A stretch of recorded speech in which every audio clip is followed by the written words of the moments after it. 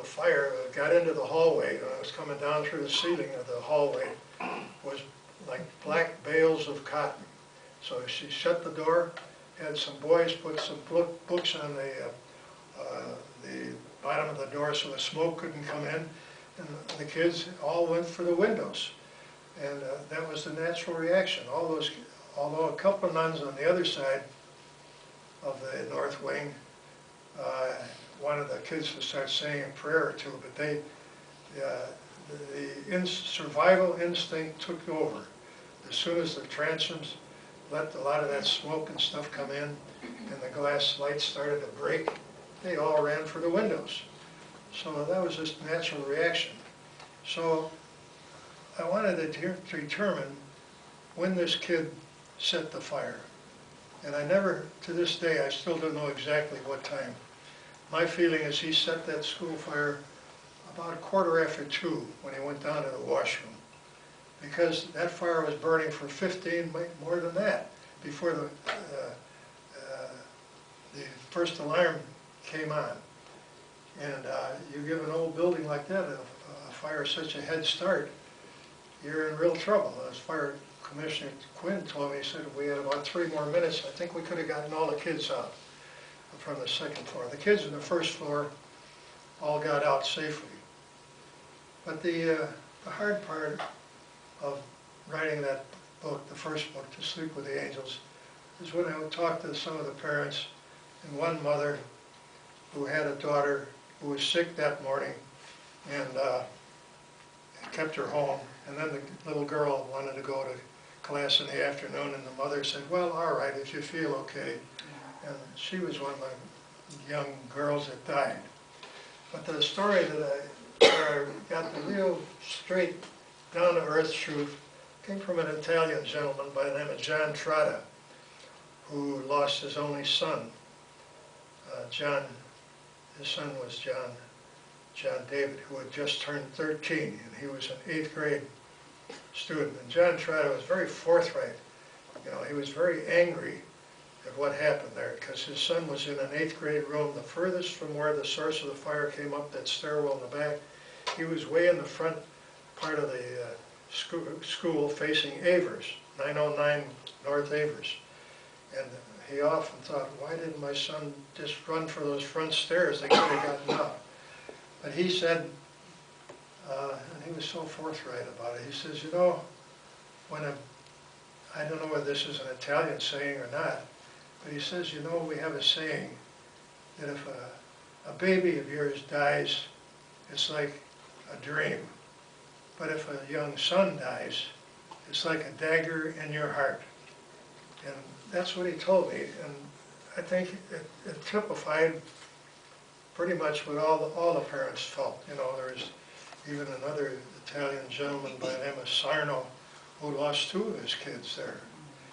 And so I felt that, you know, I had people tell me, why did you write this book? It's such a tragedy. I said, it's something we should never forget. You know, 92 children. I had a family of 8 kids, went to a similar school, a little different, but I thought, well, I'd be angry trying to find out what really did happen there. How did this happen? Because they had a coroner's jury afterwards, and all the coroner's jury determined was, I think 3 different kids died of smoke inhalation. They didn't determine the cause nor the location of the fire. They didn't, the thing that caused this tragedy. They didn't determine where it actually started or how it started. And of course the Archdiocese hired an investigator, I forget his name. I talked to him, and he said it was no question about it. Somebody set the fire. And the Monsignor cousin, who was the pastor at the time, felt the same way. Somebody, but they never really revealed it until later on when they found out about this boy out in Cicero. So I tried to tell the whole story of the school fire, and I hope it was done fairly.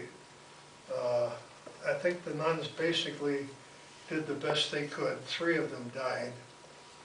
Joe Murray, who was on Squad 6. He said, I went to school there, came from a big Irish family in the neighborhood, and he said, I knew that school backwards and forwards. He said, when I got there, one of the guys on the ladder truck asked me to pull a ladder around to where they could reach these kids. And he said, I went over to the side of the school and kids were starting to fall, jump out the windows. This was on the, I think it was the middle room where most of the kids died. Most of the biggest fatalities occurred. And he said 2 kids were coming down at the same time. And one was a girl and one was a boy. And the boy was kind of heavy looking. And I said, I can't save both of them. So he said, I broke the girl's fall and saved her life. But the boy just went, he just hit off my shoulder and hit the hard ground. He said, I don't know whether he survived or not. And he said it was the worst thing he ever went through in his life. And I said, he says, every anniversary date, I always think of it, you know. I think of it so often. He had a large family of his own. This was a veteran firefighter. And he said, I couldn't talk to my wife about it, or my own kids. I never talked to them about what I saw there. And some of the other firefighters mentioned the same thing, that they just didn't want to talk about what they saw. One of them saw, you know, all these children along the wall, they were dead.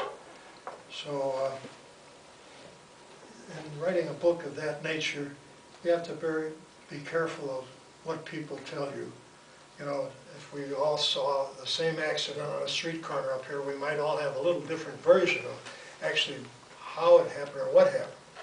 So you have to be careful of that.